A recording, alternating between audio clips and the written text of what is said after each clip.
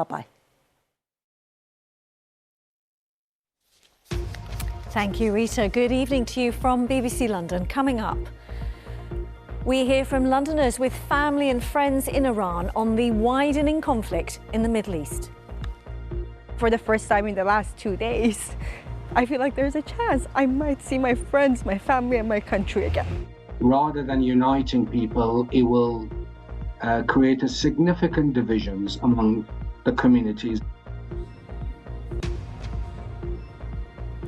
And I'll be talking to one Iranian Londoner about the impact the war in Iran is having here in the capital.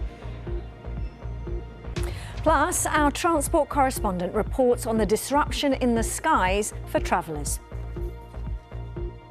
Also ahead tonight, gaps in information, how the Met Police is still missing nearly half of its officers' DNA from its database. Plus, we'll take you inside this chapel in Southwark, which the local community had hoped to renovate.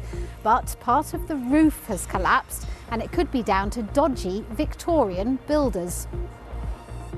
You give me everything you got. And award-winning Beverley Knight chats to us about playing the so-called godmother of rock and roll on the West End stage.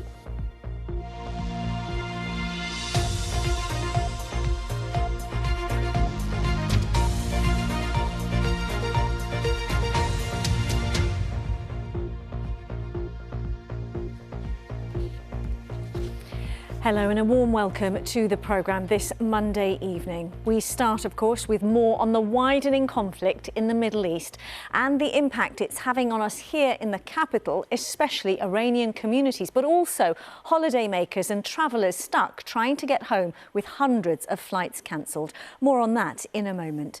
First, we've been hearing from some Londoners desperate for news of their loved ones in the country since the war began this weekend. Aisha Baksh reports. For decades, London has been a place of exile for people fleeing persecution in Iran. Many of them have made this area of North London their home.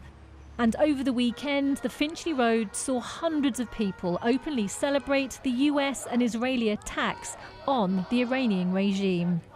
What type of program did you work on? It was something like Loose Women. But in Farsi, so it was we were women rights activists, children's rights activists, LGBTQ rights activists. So whoever that didn't have a voice will try to be a voice of it. Bahare Golzari once worked for a progressive Iranian TV station based in London. She says she's cautiously optimistic about what's happening in Iran. For the past 8 years, because of my involvement in Manato TV, I couldn't even dream or hope of seeing Iran one more time. I just have cut all hope. I didn't even think of it. I didn't dare to dream that I'll see that country one more time. And for the first time in the last 2 days, I feel like there's a chance I might see my friends, my family, and my country again. But many here were reluctant to speak on camera, fearful of the impact on themselves and their families. This man told us he had to leave Iran after a member of his family was executed because of their pro-democracy views. It's a very good news. It's a concern about after that, because they have their militia and they have no mercy on people, nothing. We have to wait and see how it's going to develop. I mean, quite clearly, as is the case with many of such military intervention, rather than uniting people, it will create a significant divisions among the communities that exist. So already there are significant divisions within Iranian communities living in London. There is also a possibility, since this is the Middle East that we're talking about, significant backlash against Muslim communities in the UK. Well, what's happening in Iran and the wider region is, of course, deeply troubling for many communities in London. And the Met Police have told us that they are increasing their engagement with different Iranian groups and also stepping up patrols around key sites within the many different communities affected by the conflict in the Middle East. Aisha Baksh, BBC London. We know this is an anxious time for many Londoners with Iranian heritage awaiting news about family and friends. Well, my colleague Victoria is in central London with a restaurant owner. Over to you, Vic. Riz, I am. This is a Persian restaurant in central London at Naroon. It's actually closed this evening after a really busy weekend. There's around 44,000 Iranian Londoners, according to the last census, and it is, of course, a really worrying time for a lot of them. But let's speak to the co-owner here, Reza. It is, isn't it, terribly difficult for you and your community? I mean, for everyone, I think it's the uncertainty. I think everyone's super anxious because, everything is happening. It was a surprise attack, and I think we're not getting the information that we'd like to be getting. So I think everyone just doesn't know what's happening. Have you managed to make contact with any friends and family? Because you have still got a lot of friends and family in Iran, haven't you? Have you managed to speak to any of them since the event started on Saturday? Yeah, I mean, so that's probably the most difficult part, not just for myself, but for all other Iranians here as well. There's a lot of internet blackout, and they're stopping the calls coming through. Of course, I think as Iranians, we're kind of used to this. I mean, most recently in the protests, they cut out the internet as well. But I think Iranians are a little bit tech savvy here. They're jumping on the VPNs. I was getting a couple of calls from Eastern Europe the other day, and I was wondering what that was from, like Estonia and Latvia.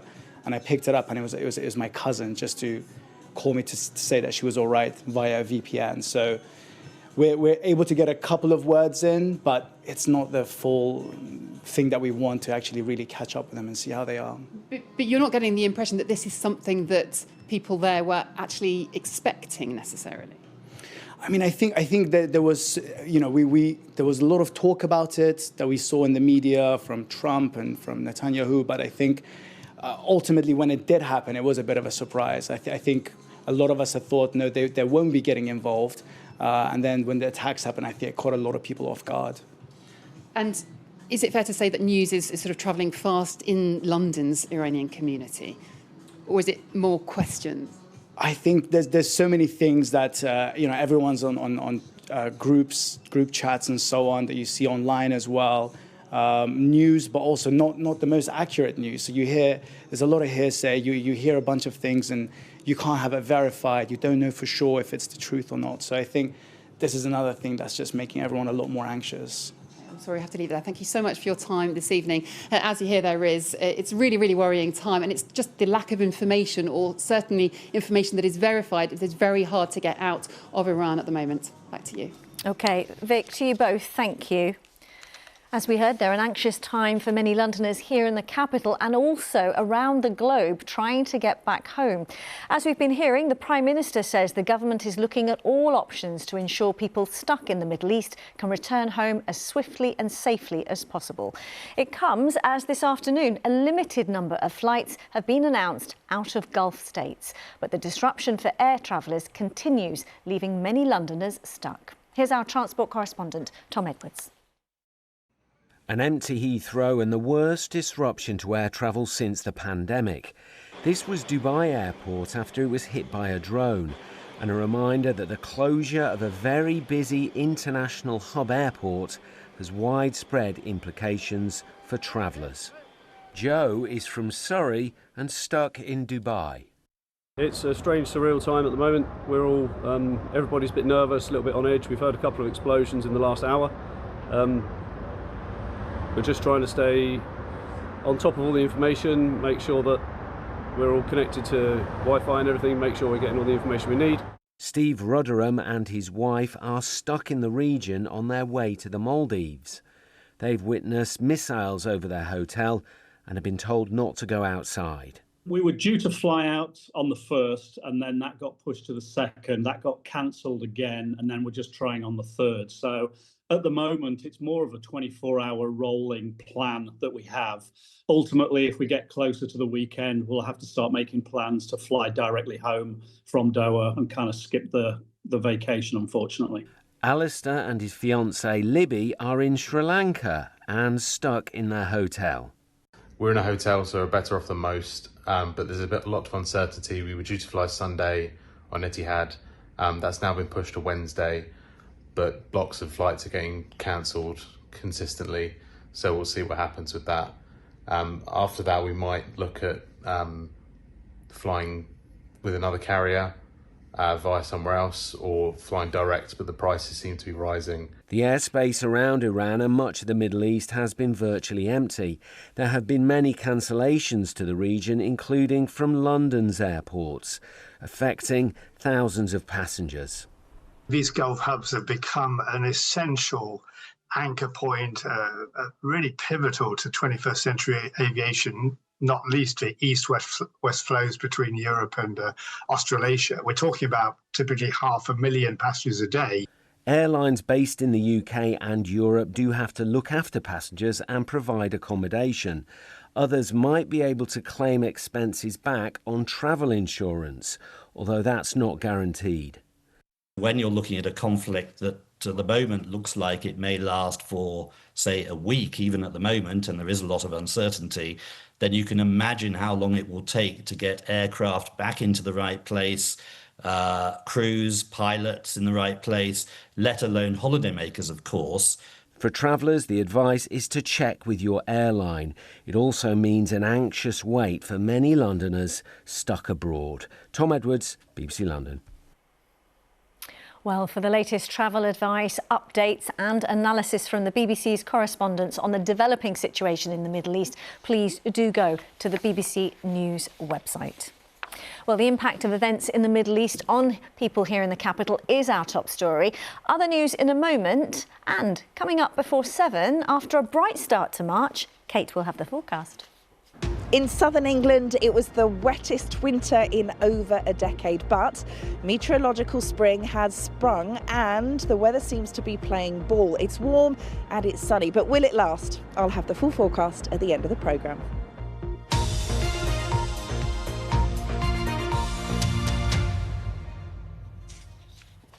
Turning to other news now, and the Metropolitan Police is still missing nearly half of its officers' DNA from its database and more than a fifth of their fingerprints. The information is used to exclude officers' prints from crime scene samples. But in the wake of Sarah Everard's murder, which was 5 years ago this week, the force discovered it had gaps in the data it keeps. Our Home Affairs correspondent Sonia Jessup joins me now. Hi, Sonia. How much of a concern is this? Well, Labour former Minister and Brent MP Dawn Butler says it is an essential safeguard that all officers have their biometric data recorded. It's something she's been calling for a while. And she says it's about, yes, being able to eliminate officers if their DNA is found at a crime scene as potential suspects, but also about restoring public confidence following a series of cases of police misconduct. And you mentioned the case of Sarah Everard. Tomorrow marks 5 years since she was murdered by police officer Wayne Couzens. And in November 2024, the London Standard reported that around half of the Met's officers could be missing from its own DNA and fingerprint databases. Now, the latest figures suggest not much change. Just 53% of officers have their DNA on the elimination database. For fingerprints, it's almost 80%. And Dawn Butler says that progress is deeply disappointing. Now, the Met Police says it is carrying out the work, but it says that it's taken time to understand where the gaps are and to build a reliable data gathering process. It says it aims for the DNA and fingerprints of all serving officers to be on that database within the next couple of years. OK. Sonia, thanks very much for that update. Sonia Jessup there. OK, let me bring you a roundup of some of the day's other stories in and around the capital. A gang has admitted smuggling drugs, phones, SIM cards and a knife into prisons across London and the South East on 70 occasions, using drones to drop the items inside. 7 men are being sentenced at Harrow Crown Court for their involvement. Luton Borough Council says its priority is to help children and staff following the sudden and permanent closure of a private school. King's House Moorlands gave parents just 30 minutes notice on Thursday before closing. It blamed its financial situation. And audiences hoping to see the Chaka Khan musical I'm Every Woman have had their tickets cancelled. It's after the Peacock Theatre in Holborn announced its unexpected closure due to essential building works. The show will move to Hackney Empire, but people have been asked to rebook. Residents of a council estate near Euston say they feel the future of their historic square hangs in the balance if regeneration plans go ahead. Commercial premises on the Tolmers Square estate have been earmarked for potential rebuilding. Camden Council says the long-term transformation of the area surrounding Euston Station aims to ensure the local community benefits. But after years of upheaval, noise and disruption, residents have been telling our reporter Anna O'Neill why they're so concerned. In the 1970s, Tolmers Square near Euston was the centre of a years-long campaign against redevelopment. And 50 years on, it is once again. This space is an important space for the community, and over the decades it's been fought for. Residents here have lived with years of building work all around them as part of the new high-speed rail network HS2, and suddenly they've found the estate included in updated plans for regeneration, and they're not happy. What Camden does with a planning framework like this is it makes site allocations, which are a way of telling developers that they think this site can be redeveloped. And invariably, once it's enshrined in a site allocation, a developer can bring that proposal to the planning committee and it will be passed. 50 years ago, a group of architecture and planning students squatted Tolmers Square in protest at plans for the Victorian terraced housing to be demolished and regenerated. It became a resistance movement of up to 80 protesters until the last squatters were evicted after 6 years in 1979. The Victorian housing was eventually demolished, but the legacy of that protest saw a council estate put up in its place, with a futuristic mirrored office block known as 250 Euston Road put up on one side of it, with the tower block being proposed now in its place. Suddenly now we're just being told that we're going to have a 25-storey a block of flats over here, which just hasn't got anything to do with the local community. We need houses, not businesses or new hotels. So we've got an issue there, and that's why the local residents are up in arms about this. The 250 Euston Road building isn't owned by Camden Council, but Camden Council would have to give planning permission for any redevelopment. The council told us there are no detailed plans known about for this site at the moment. But if the owners were to bring forward proposals, then the site allocation in the plan would help the council obtain new, much-needed homes at this location, and potentially a contribution towards an enabling step-free access into and out of Euston Square Station. Tolmers Square residents are hoping the resistance movement of 50 years ago here will inspire them to stay strong in the face of any redevelopment that might be coming their way. Anna O'Neill, BBC London. Now next, to trouble at a chapel in Camberwell. Part of the 180-year-old roof has collapsed, and it seems upon closer inspection it can't be put down to normal wear and tear. So fixing it is going to be a tricky task, as Wendy Hurrell explains. You can't really tell from the outside, but there's been a disaster under the roof of the old Cottage Green Baptist Chapel in Southwark. Members of the Well Community Church, which owns it, had a shock one morning when they discovered the ceiling cracked and partially collapsed. This is all the rubble that was, well, some of the rubble, I think, that was collected from up there. Yeah. And what would you be using this space for normally? Yes, it's been used for lots of different things. Prayer meetings. Yeah, we set it up as a really wonderful prayer space, a lot of soft lighting. And yeah, we had sofas and everything in here. That ceiling was a later addition. It wasn't until they got above it they realised the extent of the damage. Oh my goodness me. That beam is not supposed to be there, is it? No, it's not supposed to be there at all. Okay. Now at a jaunty angle, a section of the roof support had snapped off. The whole of this ceiling, which is a 10-metre by 6-metre section of ceiling, which was lath and plaster, and all the joists that held it up, was on here, and you couldn't get anywhere because it was several tons of rubble.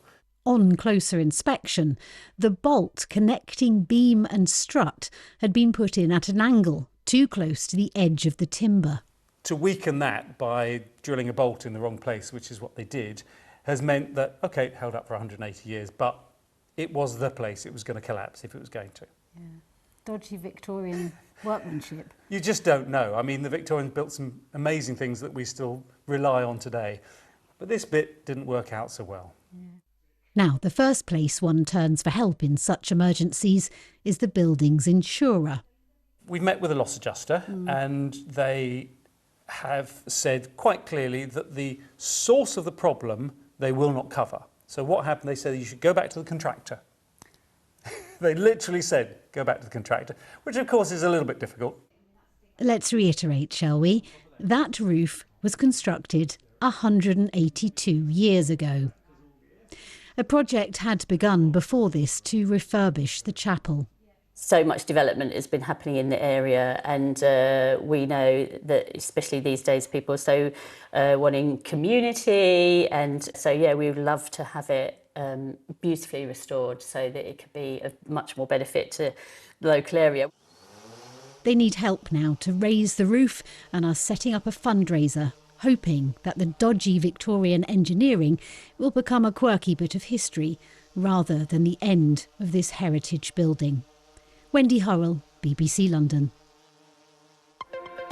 Now for a look at other local stories on BBC News. In Surrey, racing driver Billy Monger is already training hard to compete in the 2028 Paralympic Games.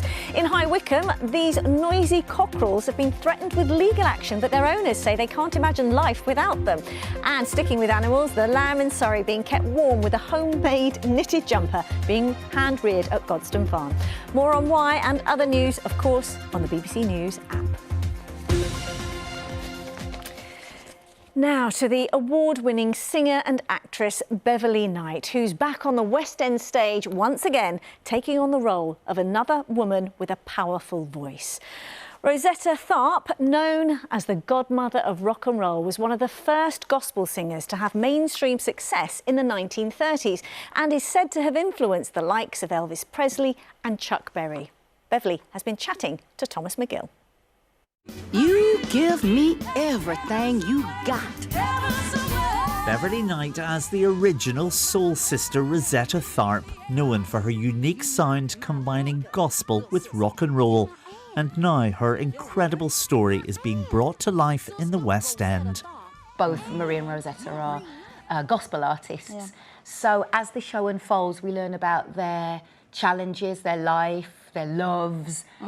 And we've got the great music as well, because it's rock and roll. It's rock and roll before it got the name rock and roll. Yeah. No stranger to the West End, Beverley says it's fabulous to be back and with a show that means so much. Coming back to the West End here, Soho Place, the newest theatre in London, and not just doing this show, which we did in Kingston and Wolverhampton and Chichester, but this show with a new kind of energy because it's in the round. It means so much to come back and play a stage and have the audience so intimate. And is a West End audience different when a show comes here? It is. By nature of it being London, an international audience, and people from every single walk of life that you can imagine. I really do believe. Rehearsals complete, both actors have toured with the show before, but this is Don Bizzetto's West End debut and says having Beverley by her side has been super helpful. It's wonderful, so exciting just to bring it to a wider audience and just to be performing again with you, Bev, and sharing the stage with you again. Like, it's such an honour. Marie and Rosetta started life off West End at the Rose in Kingston. Now at Soho Place, its transfer, Beverley says, is another example of the quality of new writing that exists in London.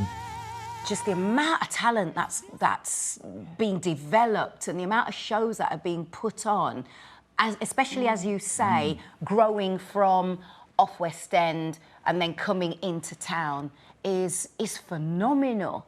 And I'm here for it. I love it.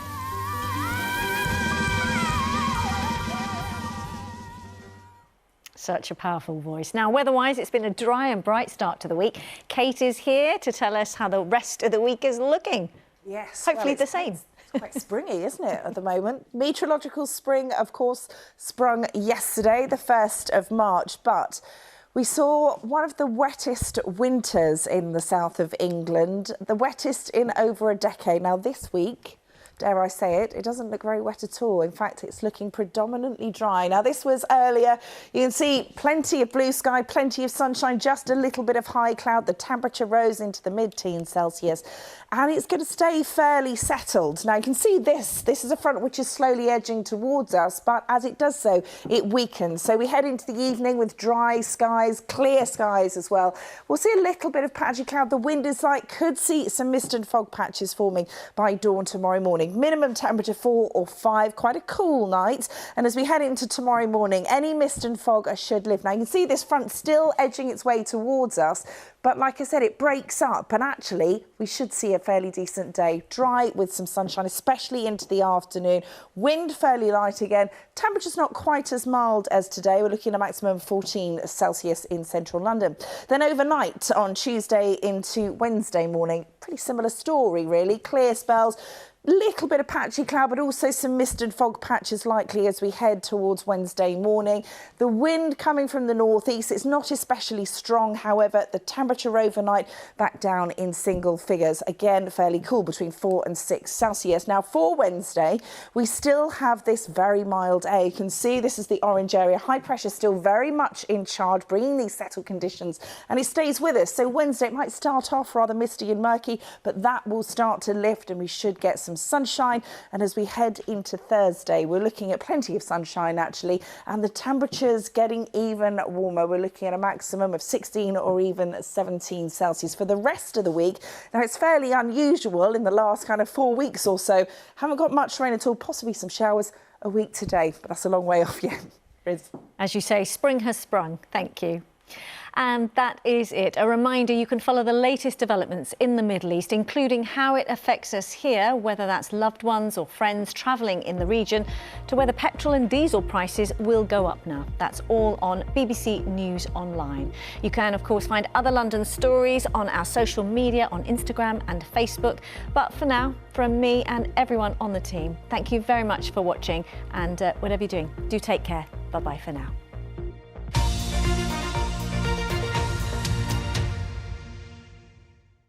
The BBC Make a Difference Awards celebrate people in your community who are truly remarkable. If I send you a guitar, will you start playing again? Wow. If that sounds like someone you know, we want to hear from you. To find out how to nominate, go to bbc.co.uk/makeadifference, where you can see our full terms and privacy notice. Nominations are open now and close on Tuesday the 31st of March at 5 p.m. Well done for everything you've done. The BBC Make a Difference Awards 2026, celebrating people who make a difference where you live.